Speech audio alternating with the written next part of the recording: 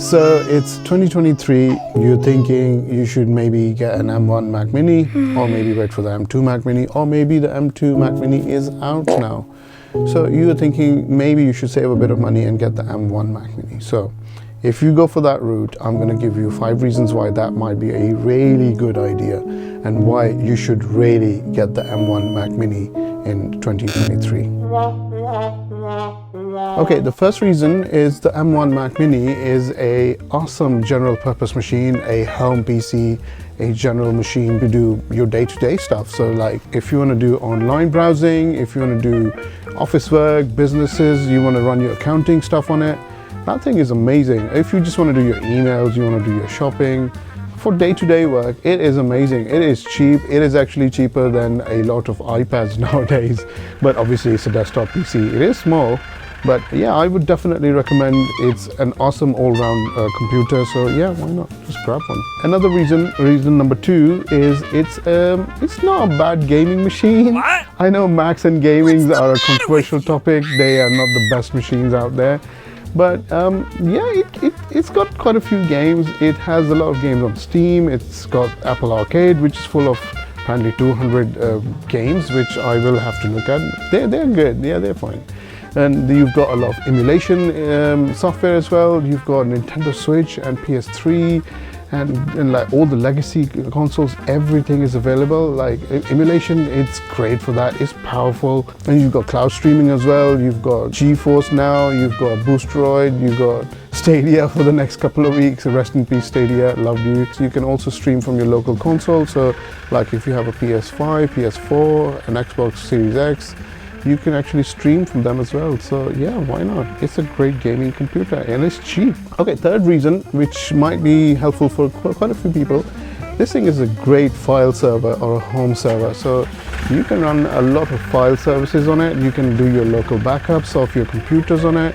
You can run some apps and you can do the whole iCloud kind of backup on iOS and iPad devices locally in your house. So if you don't want to pay for iCloud, which a lot of people I know don't like doing, you can absolutely do that. You can also do media services as well. So like you can run a whole Plex server where you can serve movies and home videos and images, music, everything throughout your house for everyone in your home with iPhones, iPads, Android phones and TVs, Apple TVs, everything can run. So this thing is really multi-purpose, and especially like I've got a 2012 Mac Mini which runs Plex 24/7. It doesn't turn off. And it can stream 4K. It doesn't transcode, it streams, it uses direct stream, and it streams 4K at 2.5% CPU usage per stream. That thing is running so cool, and that Mac Mini cost me like $60 or $70, $80 maybe, and I've put some upgrades in it. That machine is killer. So this is a beast, it's a monster compared to a 10-year-old Mac Mini. So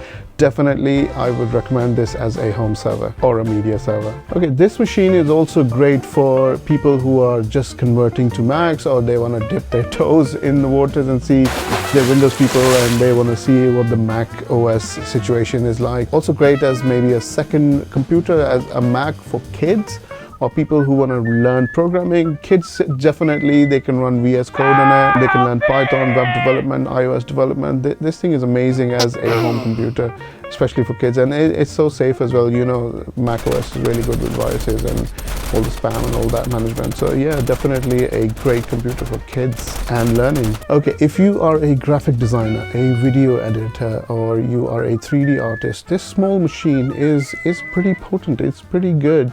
This thing has a lot of horsepower, especially if you spec it up a bit. You don't go for the 8 gig, go for the 16 gig model. Get at least half a terabyte, 1 terabyte, or 2 terabytes if you can afford it. Spec it up a bit. This thing is pretty powerful. You can do After Effects on it. You can do Photoshop work. You can do 4K editing on it. Like even some people have pushed 8K as well. Everything, like anything you throw at it, this thing is really capable. Especially again, like if you spec it up a bit more memory, bit more storage. This thing can really help, especially if you're a budding creative, you're learning, or if you've just started, you just need a lean, mean small Mac machine just for your creative work. It's pretty powerful. Or you can see the hundreds or thousands of benchmarks and tests people have done. It's great for Lightroom, for photographers, anything creative you can throw at it. This thing is really nice, really good for creative work. Look, this machine is small, it's cheap, it's really powerful. You should definitely just grab it. It's really amazing. Even if you end up buying another M2 Mac Mini down the line, a couple of months from now, this thing's not gonna hurt. This thing's gonna last you decades, like at least 10 years. You'll probably get bored of it before this even slows down. So yeah, just grab it, man. This is amazing. You can buy it brand new, you can buy it used, you can most probably buy it refurbished on Apple's website. I'll put the links in the description. I'll put the links to Amazon as well to see if it's on sale. Probably it is. So yeah, just grab it, man. Like, I think it's gonna be worth it, yeah. And let me know if you do it and what's your thoughts on it, or if you are gonna actually get the M2 Mac Mini, yeah?